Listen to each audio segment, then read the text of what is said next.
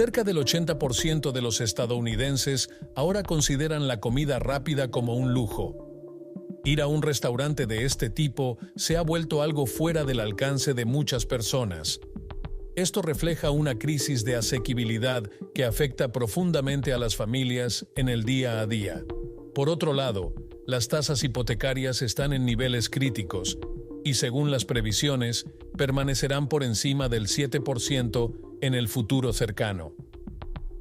Fannie Mae proyecta que la tasa de hipotecas a 30 años alcanzará el 7,1% en el próximo trimestre, un aumento significativo respecto al 6,4% registrado anteriormente. Las políticas de la Reserva Federal han obligado a revisar las proyecciones de los costos de los préstamos. El economista jefe de Freddie Mac señaló que se espera que las tasas se mantengan cerca del 7% hasta finales de este año. Además, los informes recientes del índice de precios al consumidor han generado incertidumbre, complicando aún más las decisiones para compradores y vendedores. Estas altas tasas hipotecarias han desmotivado a muchos propietarios a vender sus viviendas, ya que muchos aseguran préstamos con tasas inferiores al 4%. Esta situación se conecta con las declaraciones de Neel Kashkari, miembro de la Reserva Federal en Minneapolis, quien afirmó esta mañana en una entrevista que aún es necesario observar datos más positivos sobre la inflación antes de considerar una reducción de tasas. ¿Qué implica esto para nosotros? Significa que, hacia finales de este año, las tasas rondarán el 6,75%. Mirando hacia el próximo año, las previsiones apuntan a tasas cercanas al 6%, con posibles ajustes a la baja, aunque sin cambios drásticos.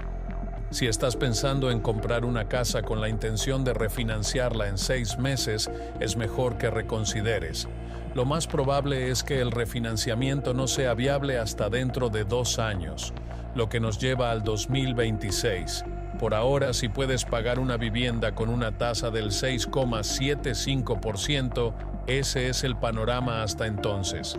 Para el cierre del 2026, podríamos ver tasas en torno al 5,5 o 5,75%. Sin embargo, esto también podría depender de los resultados de las próximas elecciones presidenciales.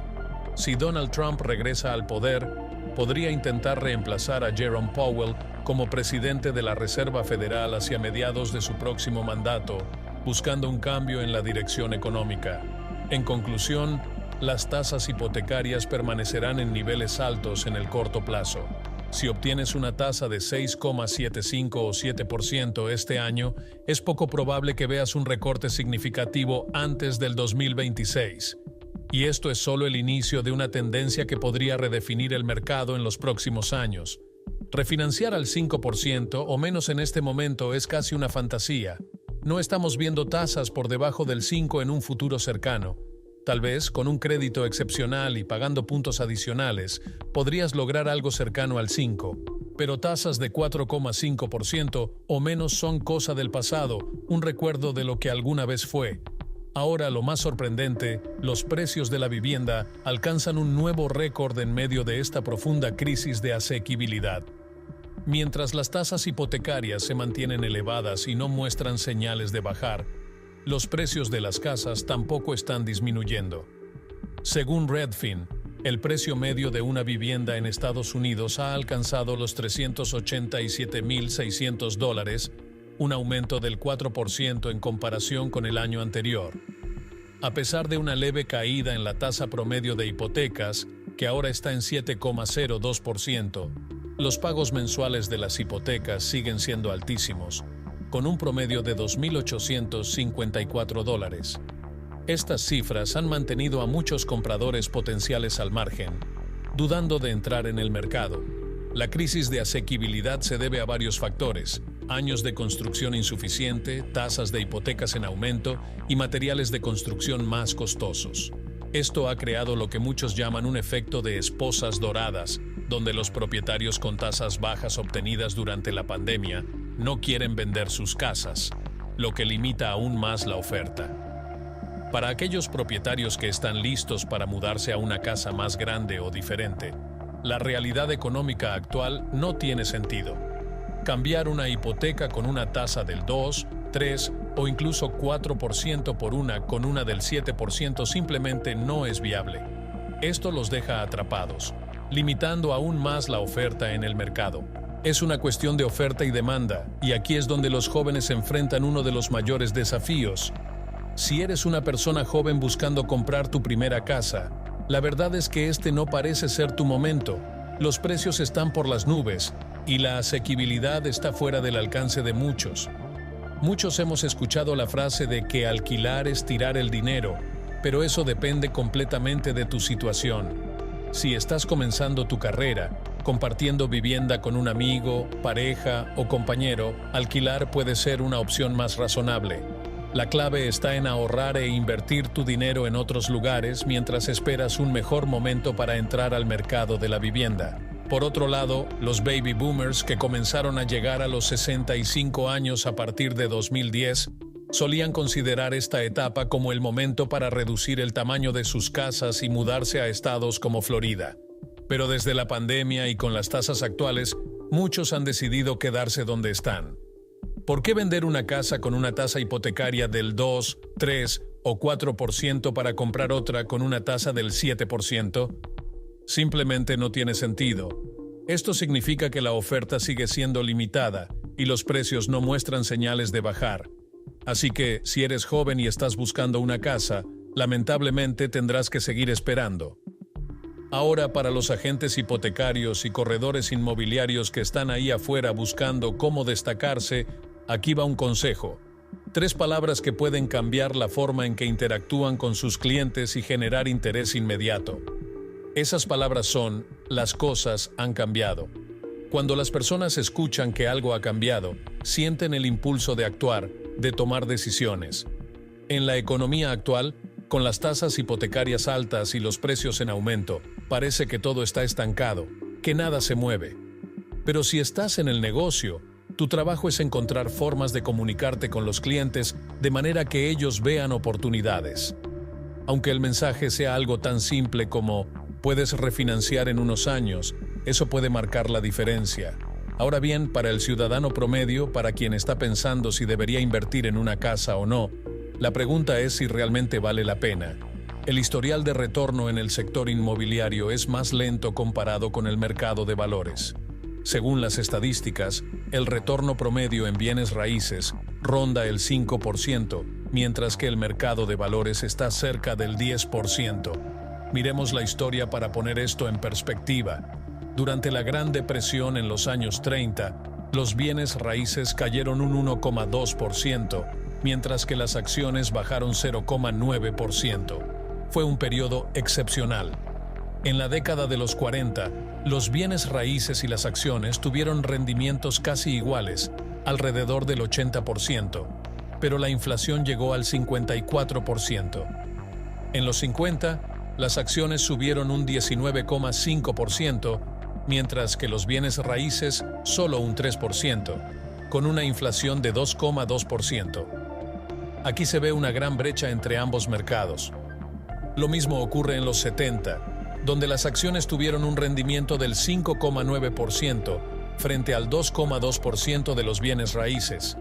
Sin embargo, en los 80, con los baby boomers entrando en el mercado inmobiliario, los bienes raíces comenzaron a ganar terreno.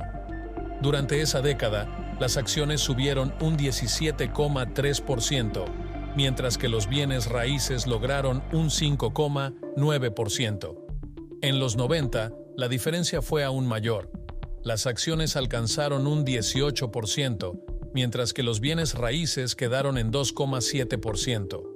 En los 2000, durante la crisis de 2008, las acciones cayeron un 1%, pero los bienes raíces crecieron un 4%.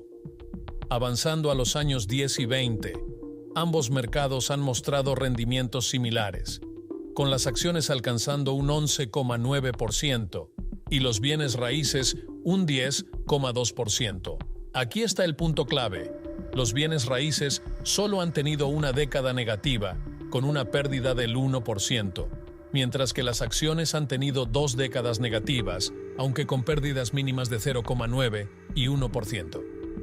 A pesar de esto, el mercado de valores ha tenido más décadas con retornos de 2 dígitos, superando al mercado inmobiliario. Si observas estos datos, queda claro que los bienes raíces son una inversión más estable en el largo plazo, pero el mercado de valores tiende a ofrecer mayores rendimientos. Todo depende de tus objetivos y del nivel de riesgo que estés dispuesto a asumir. Entonces, ¿por qué estoy mostrando todo esto? Porque, mientras que el mercado inmobiliario no está mostrando mucho optimismo, el mercado de valores sigue avanzando. Por ejemplo, si el mercado sube 300 puntos, eso equivale a un aumento de alrededor del 6% o 5,8% para ser más preciso. El argumento que presentan muchos inversores en bienes raíces frente al mercado de valores es interesante. Para invertir en acciones, pones tu propio capital, digamos $100,000, y si el mercado genera un retorno del 10%, eso significa que ganas $10,000 sobre tu inversión inicial. Sin embargo, si tomas esos mismos $100,000 para comprar una propiedad, estás usando deuda para apalancarte. Por ejemplo, con $100,000 puedes comprar una casa o un condominio de $500,000, financiando los $400,000 restantes con un préstamo. Supongamos que estás pagando una hipoteca de $3,000 o $3,500 al mes. Ahora bien, si esa propiedad de $500,000 sube a $550,000 en 2 años, eso representa una ganancia de $50,000. Sobre tu inversión inicial de $100,000, eso es un retorno del 50%. Sin embargo, al vender, debes pagar una comisión de aproximadamente el 4% sobre el precio final de venta. En este caso, serían $24,000 sobre $600,000, reduciendo tu ganancia neta a $26,000 en 2 años. Esto equivale a un retorno anual de 13% sin contar los gastos de mantenimiento. Este es el debate. Mientras que los bienes raíces ofrecen apalancamiento, los costos y comisiones reducen las ganancias. Por otro lado, muchos inversores que están esperando para entrar al mercado inmobiliario están perdiendo oportunidades en el mercado de valores. Empresas como Nvidia y otras relacionadas con la inteligencia artificial han mostrado un crecimiento impresionante, y no aprovechar esto significa perder retornos potenciales significativos. El otro día estuve en un evento organizado por Goldman Sachs, donde había 60 familias con un patrimonio neto mínimo de $1,000 millones y algunas alcanzaban los $30,000 millones. Durante una charla, alguien preguntó a uno de los asistentes sobre su perspectiva del mercado de valores. Su respuesta fue fascinante: confío plenamente en que el mercado va a ir muy bien. Cuando le preguntaron en quién basaba su análisis, respondió: en mi abuela. Resulta que su abuela, de 99 años, sigue insistiendo en que su asesor financiero invierta únicamente en acciones de crecimiento. Piensa en eso, una persona de casi 100 años que cree en el futuro de América y en el potencial de las acciones, a pesar de su edad, y de que podría no vivir para ver los resultados a largo plazo. Esto ilustra la importancia de la diversificación. Tener un poco en acciones, algo en bienes raíces, quizá un poco en oro o incluso en criptomonedas, puede ser una estrategia más equilibrada. A veces, quienes se enfocan demasiado en un solo sector pierden oportunidades en otros. Como dicen, las palabras hablan, pero los números gritan. Y los números están mostrando que una estrategia diversificada puede ofrecer mayores beneficios en el largo plazo. Ahí lo tienes. Lo que se puede observar claramente aquí es que se necesita literalmente una pandemia mundial para que los bienes raíces puedan competir con el mercado de valores. ¿Por qué digo esto? Mira los números. Solo una vez, durante la pandemia, los bienes raíces lograron retornos de 2 dígitos. En contraste, el mercado de valores ha alcanzado este tipo de retornos en 4 o 5 décadas diferentes desde los años 30. El rendimiento promedio del mercado de valores ronda el 10% anual, y en algunos casos se acerca al 20%. Esto no significa que los bienes raíces sean una mala inversión, pero en términos de tasas de retorno, simplemente no están al mismo nivel que el mercado de valores. ¿Por qué entonces muchas personas eligen invertir en bienes raíces? Una razón importante es que es una inversión tangible y fácil de entender.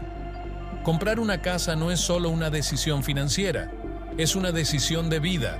Una casa proporciona estabilidad, seguridad y confort para una familia. Es algo que puedes tocar y ver, un lugar donde tus hijos crecen y se sienten seguros. Pero si analizamos únicamente los números y los retornos financieros, el mercado de valores supera significativamente a los bienes raíces en el largo plazo. Además, veamos un dato interesante. 2/3 de los estadounidenses compran casas, mientras que 1/3 alquila. Sin embargo, solo la mitad invierte en el mercado de valores. Esto puede deberse a que el mercado de valores parece más complejo y menos accesible. Con índices como el S&P, el Dow y el Nasdaq, y términos como toros y osos, muchas personas se sienten confundidas. Por otro lado, los bienes raíces son mucho más intuitivos. Sabes cuánto pagas, entiendes los impuestos y los costos, y hay una conexión física con lo que estás comprando. Sin embargo, el mercado de valores sigue siendo, en promedio, más rentable. Entonces, ¿qué puedes hacer con esta información? Evalúa tus ingresos y decide cómo manejar tu vivienda. ¿Alquilar o comprar? Compara el costo del alquiler con los gastos de ser propietario, considerando impuestos, intereses hipotecarios y otros factores. En esencia, incluso como propietario, estás alquilando dinero al pagar intereses y alquilando terreno al pagar impuestos a la propiedad. Es importante tener cuidado en estos tiempos de inflación. Vivir de manera conservadora y no sobreextenderse es clave para mantener la estabilidad financiera. Si tan solo hubiera logrado cronometrar el momento perfecto. Esta es una frase que muchos de nosotros nos hemos repetido al ver el desempeño de ciertas acciones. Mira esto. En el año 2023, las Magníficas 7 ofrecieron retornos extraordinarios. Solo en ese año, Apple subió un 48%, Microsoft un 57%, Alphabet un 59%, Amazon un 81%, Tesla un 102%, Meta un impresionante 194%, Nvidia alcanzó un asombroso 239%. El otro día mostraron un dato impactante. Si hubieras invertido $10,000 en Nvidia hace 7 u 8 años, hoy tendrías $3,100,000. Es fácil escuchar estas historias y pensar, ¿por qué no lo hice? Pero honestamente, ¿quién podía prever que Nvidia llegaría a este nivel? Sin embargo, lo que sí podemos prever es algo más amplio. El motivo por el que el mercado de valores sigue siendo tan atractivo es porque representa a Estados Unidos. Invertir en el mercado es invertir en capitalismo e innovación. Siempre habrá personas buscando mejorar productos, servicios y tecnologías. Y ese es el espíritu de América, la libertad de comprar, vender, intentar y sí, también fallar. Ahora, aquí está el contraste. Gran parte de los acuerdos comerciales y la externalización de manufactura existen porque, simplemente, es más barato producir fuera del país. Por ejemplo, ¿cuánto pagaríamos por un iPhone si se fabricara completamente en Estados Unidos? $5,000? ¿10,000? La manufactura en países como China, México, India o el sudeste asiático es significativamente más económica debido a los bajos salarios y la falta de regulaciones laborales estrictas. Mientras tanto, en Estados Unidos, somos líderes en servicios, tecnología y campos como ciencia, ingeniería y matemáticas. Ese es nuestro fuerte. La política comercial ha cambiado mucho desde la doctrina Reagan de los años 80, que promovía el libre comercio y los mercados abiertos. En los últimos años, hemos visto un giro hacia tarifas y restricciones comerciales, especialmente bajo la administración Trump. Sorprendentemente, la administración Biden ha adoptado una postura aún más firme contra China en términos de tarifas, algo inesperado, pero claramente relacionado con el contexto electoral y el apoyo a sectores clave como la industria automotriz. Y hablando de elecciones y economía, aquí hay un dato interesante. Cerca del 80% de los estadounidenses ahora consideran la comida rápida un lujo. Según una encuesta de LendingTree, los precios elevados han hecho que el 62% de las personas consuman menos comida rápida. Este sentimiento es especialmente fuerte entre quienes ganan menos de $30,000 al año, donde un 71% lo percibe como un lujo. Incluso cadenas como McDonald's y Chipotle han aumentado tanto sus precios desde el año 2014 que han superado la inflación. Para contrarrestar esto, están introduciendo opciones más económicas, como menús de $5 o desayunos de $3. Al mismo tiempo, empresas como Walmart están captando esta tendencia con comidas listas para consumir, como pollos asados y kits de comida rápida. Todo esto ya viene precocinado, como lo que ofrecen Costco o Walmart. Ya sabes, la gente está comprando estas opciones porque la comida rápida se ha vuelto demasiado costosa.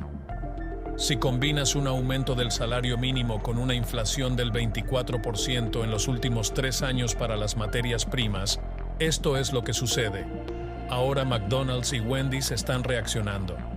McDonald's tuvo un trimestre terrible y ya anunció que el impacto del aumento del salario mínimo en California será evidente en su segundo trimestre. ¿Cuál es su estrategia? Volver con ofertas de comidas por $5. Pero cuando miras lo que incluyen, no son todos los productos del menú. Simplemente no pueden permitírselo. Estas promociones buscan atraer clientes nuevamente, pero no resuelven el problema de fondo. Las familias no pueden permitirse comer en McDonald's todos los días. ¿Quién iba a imaginar que cosas como el McRib o un simple burrito de Chipotle ahora serían consideradas un lujo? Pero esa es la realidad en 2024. Impulsada por la inflación, problemas en la cadena de suministro y aumentos en el salario mínimo. Siento empatía por las familias trabajadoras. Lugares como McDonald's o Chipotle deberían ser opciones accesibles para todos, pero hoy en día son más caros que nunca. Estamos enfrentando una crisis de asequibilidad. Aunque se hable de inflación y creación de empleos, la verdad es que no se están creando más trabajos. Solo se están recuperando los que ya existían en industrias como la hospitalidad. Además, muchos empleos de tiempo completo están siendo reemplazados por empleos de medio tiempo. Todo esto contribuye a que muchas familias tengan que decir: lo siento, niños, ir a McDonald's es un lujo que no podemos permitirnos con frecuencia. El declive de nuestra economía es evidente. Hay una cantidad alarmante de restaurantes cerrando por todo el país. El restaurante al lado de nuestra oficina, Red Lobster, también cerró, y no puedo evitar emocionarme al pensar en sus famosos panecillos. Es una señal de que incluso los establecimientos más populares están luchando por sobrevivir. Ahora un cuarto de libra con queso en McDonald's se ha convertido en un lujo. Lo dije el otro día y lo repito. Siento pena por las comunidades sin hogar. Piensa en esto. Para alguien que depende de $1 o $2 aquí y allá, los aumentos de precios de 100 o 150% están creando una lucha inmensa. Con problemas de salud mental y ansiedad aumentando desde la pandemia, especialmente entre la generación Z, tal vez McDonald's debería cambiar el nombre de su Happy Meal a comida deprimente. Por último, quiero compartir algo que me marcó profundamente. Un hombre llamado Rich, con quien hablé en Diamond Bar, me dio el mejor consejo de mi vida. Mientras observaba a todos en un restaurante, le pregunté: Rich, ¿cuál es el mejor consejo que puedes darme? Algo por encima de todo. Me respondió: mira a esta gente. Todos leerán unos pocos libros, aprenderán unas cuantas citas, títulos y anécdotas, y cuando ganen 100 millones, desacelerarán. Si tú te esfuerzas continuamente en mejorar, eventualmente ninguno de ellos será tu competencia. Tenía razón. Convertí la mejora personal en una obsesión y descubrí que, al mantenerme enfocado en mi crecimiento constante, realmente logré diferenciarme.